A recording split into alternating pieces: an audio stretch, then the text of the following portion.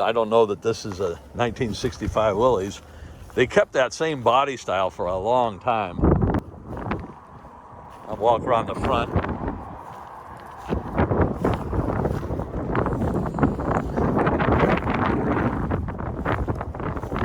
Very distinct grill.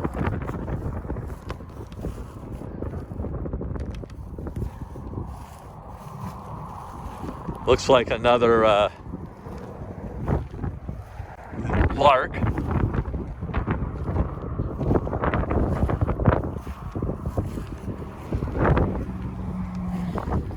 What a collection.